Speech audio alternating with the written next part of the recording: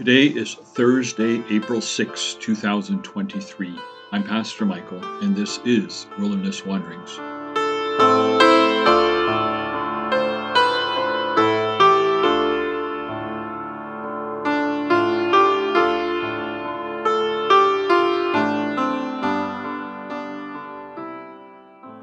Our text is from Deuteronomy 6.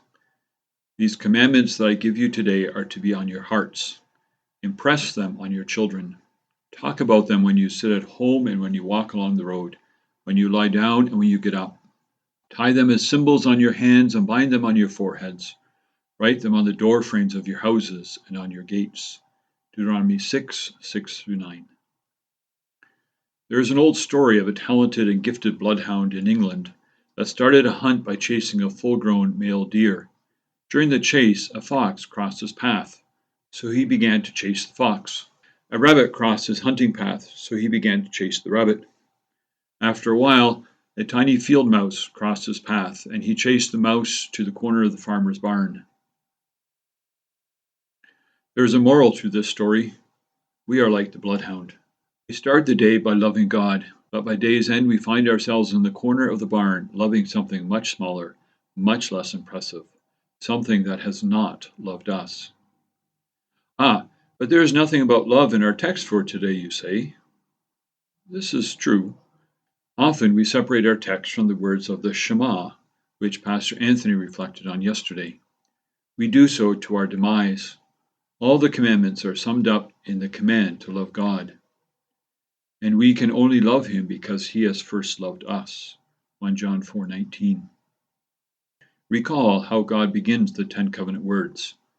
I am the Lord your God, who brought you out of Egypt, out of the land of slavery. Deuteronomy 5:6.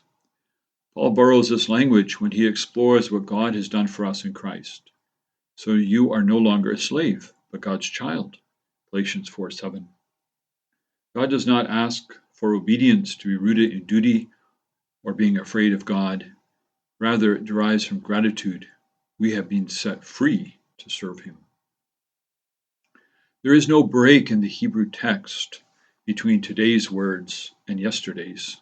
Love is not absent from our text. For the Israelites, the heart was the seat of thought, memory, and love. In the heart, they were to ponder their history, remember all God had done for them, and respond to him in obedient love.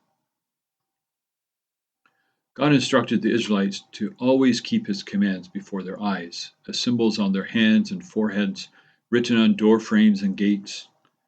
Later, Israel will make the mistake of believing that if they keep this literally, all would be well. But that was not the point. The point was that they were to put the law into practice all the time, and the adults were to discuss with the children how they were applying the law of God. The children were to see and hear how the adults were loving God.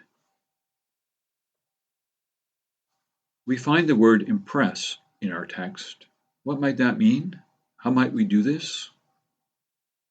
I suggest that we cannot impress with words alone. Words are certainly helpful and needed. Somehow children recognize when our words and actions do not function together. And it is not just that adults, especially parents, need to obey God. What is most important for impressing children is that they witness adults loving God and keeping his commands. Children need to see that obedience follows from love. When Paul writes that parents ought not to exasperate their children, this is one of the things he is addressing.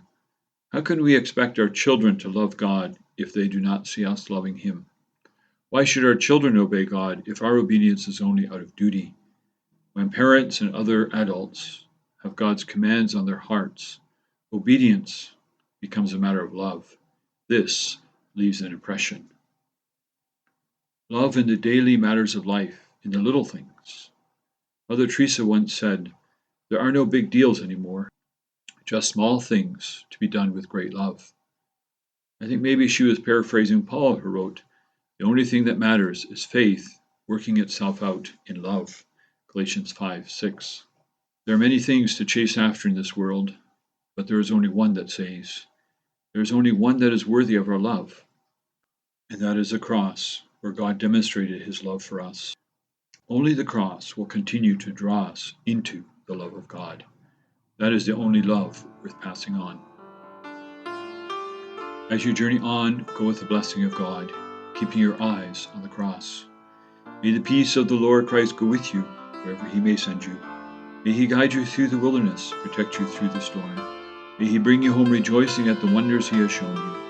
May he bring you home rejoicing once again into our